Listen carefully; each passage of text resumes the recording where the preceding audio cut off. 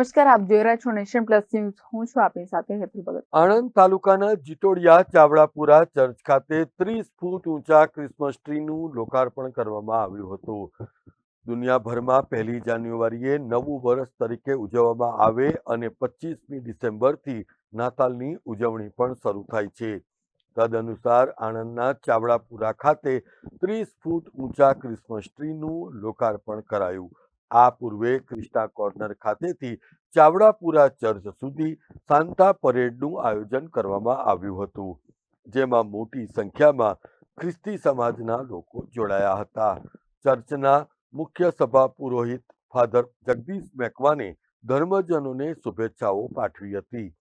આ પ્રસંગે અમદાવાદ ધર્મ પ્રાંતના વિકાર જનરલ ફાધર વોલ્ટર ડિસોઝાના હસ્તે 30 ફૂટ ઊંચાઈ ધરાવતા ક્રિસમસ ટ્રીનું લોકાર્પણ કરાયું હતું.